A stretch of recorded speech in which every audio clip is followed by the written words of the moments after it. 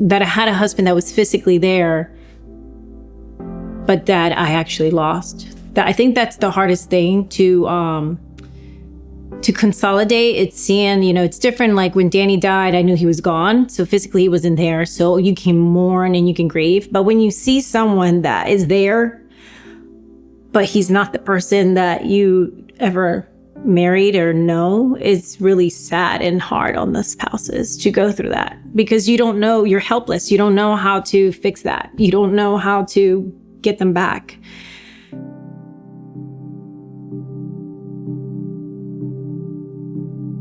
It just happened that he was going through the treatment. And I think it was a Saturday.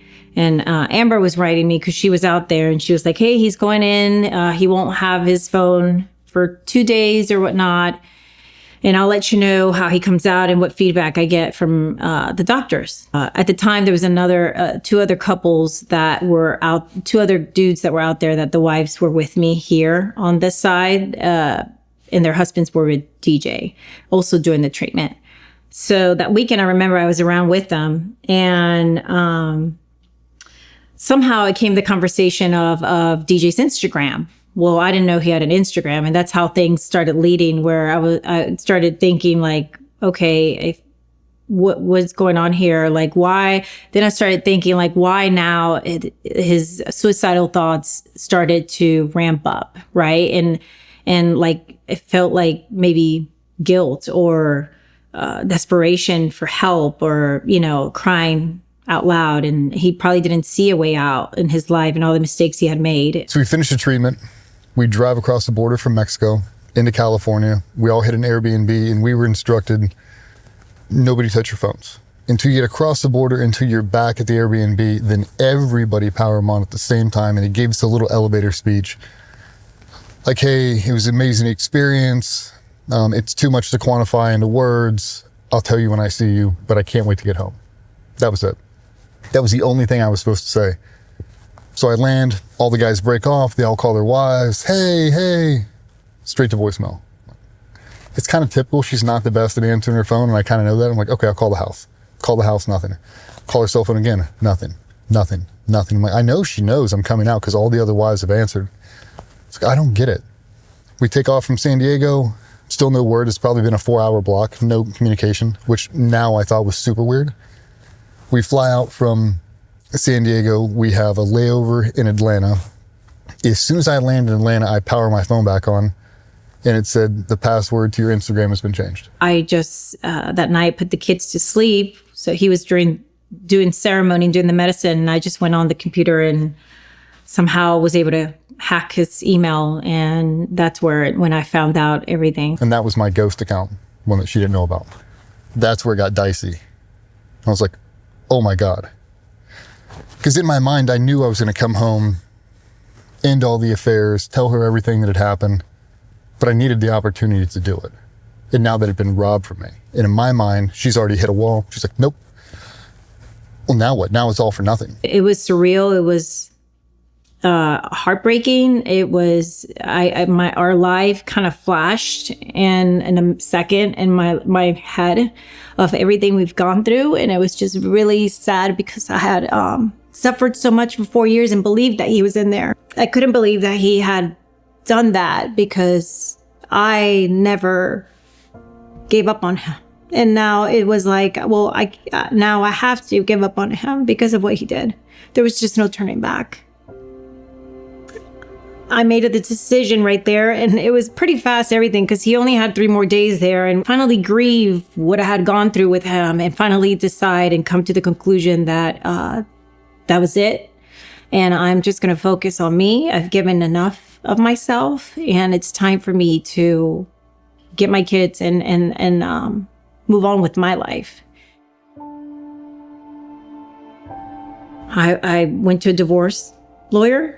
And this is 3 days, and I knew what I was doing. You gotta think, I had lost Danny in 2005, and I've committed my entire life to this life. And I believe in it, and I love it. And I knew he was sick, and I knew everything, but this right here, it felt I didn't deserve that. And he knew that. And I knew that it wasn't him who was doing it. I knew that he was just so sick and so out of it and autopilot with the pills. But I was ready to, this is all I could give him was that point. So got a lawyer, had everything written out, packed all his clothes, had it in his office. So we all land in Norfolk. Me, my other 2 partners at the time, we drove in here, pulled into that parking spot, walked in, all the families were out, all the guys, and you could cut the tension with a knife. Like everybody's coming up, but it's one of those like, you have cancer. Now they know. I don't know that they know until I walk upstairs and I open up my office. I open up my office and it's floor to ceiling boxes. There's a letter she gave me. I opened up and I read the letter. But it was a very beautiful letter. It was just a very raw letter. And even at the end of the letter, I don't remember exactly everything that I said, but then at the end, I did say that because I did not know if this therapy would help or not, if it would change him. I didn't know nothing about how he was coming back. I didn't know if he was a changed man or the same, but I did say in the letter that I truly hope, because I did love him. And I said that I do love you. I've been with him for, at the time it was 14 years. I know how much he suffered and I know how hurt he was and how sick he was. And I really hoped that this therapy helped him and that he could find happiness again, but it wouldn't be with me. It's over. Okay. The most sobering moment of my whole life. And I made it in that decision. I go, okay, there's no coming back from this. I don't want to live if I can't be with him. I'm not playing the game anymore. I'm done. I walked downstairs, gave hugs to everybody one more time. They were all getting ready to split up and go home. It was probably like 4 o'clock in the afternoon. Gave hugs to everybody. And I said, all right, I'll see you later. Gave fist bumps, walked right into the armory, grabbed a pistol, shoved it in my waistband, jumped in my truck, and I took off. And this is the route I took. I was communicating afterwards with a wife that was there present because she was picking up her husband that was at the job. And I wanted to know what his state of mind was because I did not know like if that therapy had worked. And she wrote back, she's like, yeah, he went into the office and saw everything and his demeanor is very calm and normal. And he said that he would see us tomorrow. And he just got in his truck and left.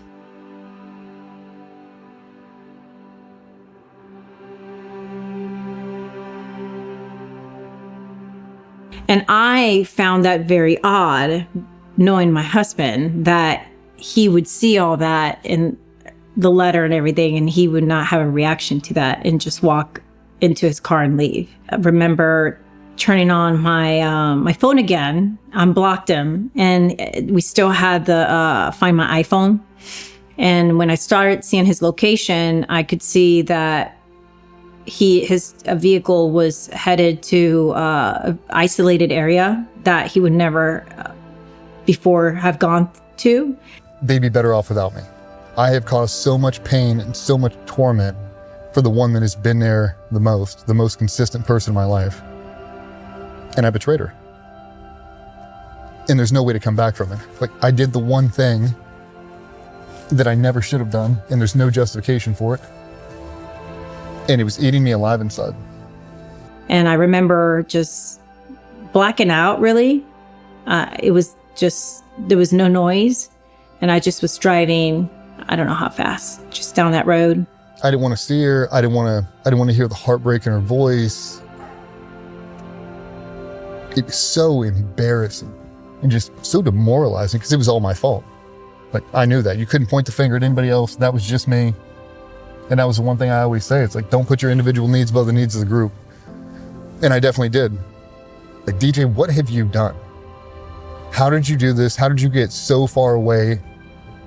How did you betray Patsy of all people?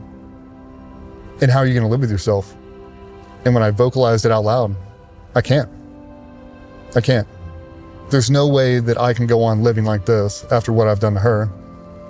What I'm gonna have to put my kids through, what everyone's going to think. All the negative connotations we self-manifest in our own heads, I was doing it at full value. And this whole route is my normal route. When I get up to the next intersection, if I go right, that's how you get to my house. When I went left, she launched, we call a red star cluster. She was on a big chat with a bunch of my old teammates, my business partners, a bunch of the wives, a bunch of friends' wives who lived where we're gonna pass. And she basically called them all and she said, he's heading your way. And they all just started to converge. So I had cars in front of me, I had cars behind me, I had cars that were pre-staged, kind of where they thought I was going. It's all unbeknownst to me. I was just so tunnel visioned, I wasn't even looking around. I wasn't checking if I had a tail. I never imagined she'd be following me. By the time I took this left, I wasn't super emotional.